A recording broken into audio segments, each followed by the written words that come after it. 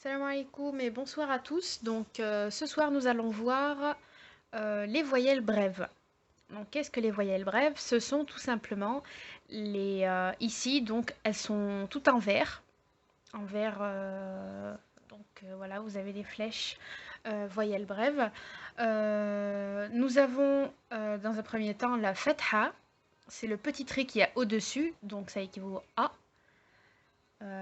Ensuite, nous avons la dhamma, c'est la petite boucle qui est pareil au-dessus de la lettre, donc ça équivaut au ou. Nous avons la kasra en dessous de la lettre, donc ça équivaut au i. Et pour finir, nous avons le soukoun qui est une voyelle muette, et en fait ça équivaut au e ou e. Ou bien, comment on pourrait dire, comme on avait vu lors du cours précédent, je me rappelle plus du mot exactement, mais on aspire la lettre. Donc voilà. Ça c'est pour les voyelles brèves. Ensuite, vous avez les voyelles longues. Alors, qu'est-ce que les voyelles longues? Sur l'affiche, elles sont en rouge. Donc elles sont en rouge. Faut bien les différencier. Voyelles courtes et voyelles longues. Alors, les voyelles longues avec la fatha. Donc, nous allons voir un exemple avec la consonne ba que nous avons vu la dernière fois. Alors, voici la voyelle longue avec le son a pour former le son ba. Alors, de droite à gauche, nous avons la lettre ba plus le alif, ce qui nous donne ba. Alors, on reconnaît bien la lettre ba avec la voyelle a, donc c'est la fatha, le petit trait qui est juste au-dessus, attaché avec la lettre alif. Et le tout, ba, deux fois plus long qu'une voyelle brève. Donc la voyelle brève, en fait, c'est le ba classique.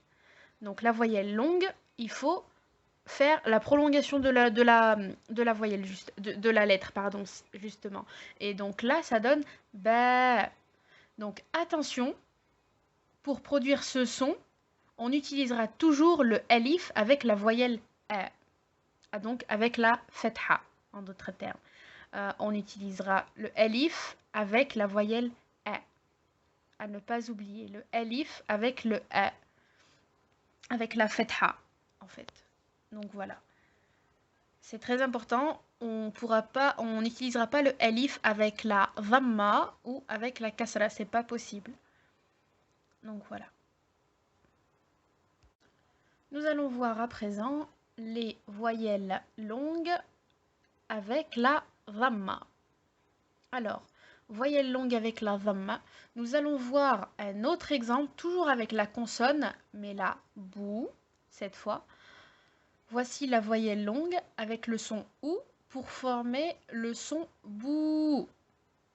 Alors, de droite à gauche, toujours, nous avons la lettre ba plus le waouh qui est l'avant-dernière lettre de l'alphabet, et ce qui nous donne le son bou. On reconnaît bien la lettre ba avec la voyelle ou, donc la dhamma, attachée avec la lettre waouh. Et le tout se prononce bou, deux fois plus long qu'une voyelle brève. Donc la voyelle brève ici, c'est celle qui est toute à droite, toute seule, bou. Donc là, avec la voyelle longue, donc le waouh, ça donne bou. Attention, pour produire ce son, on utilisera toujours le waouh avec la voyelle ou.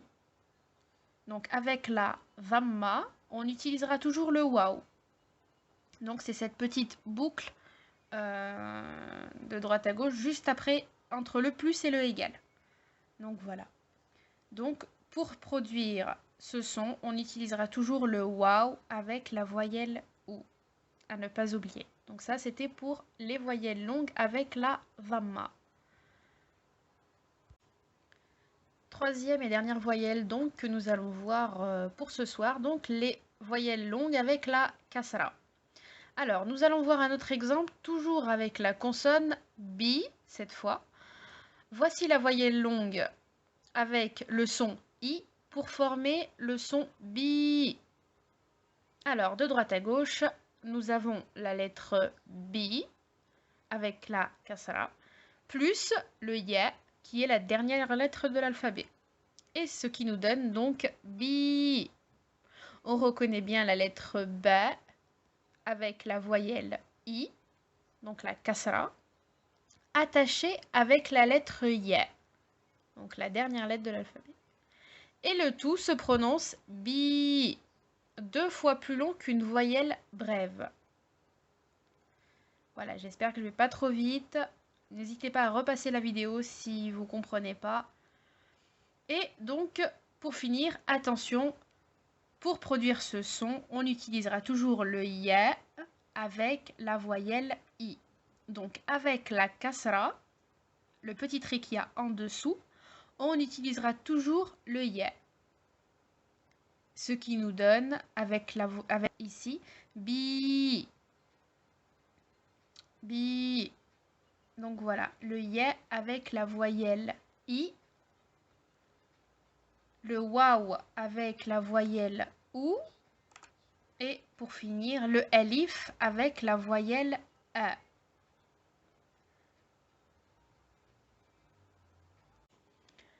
Et pour conclure donc le cours de ce soir, tout le monde a bien compris. N'hésitez pas à réécrire les lettres chez vous.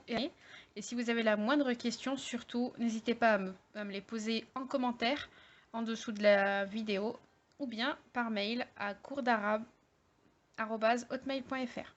Je vous dis à très bientôt et surtout, n'hésitez pas. Bonne soirée!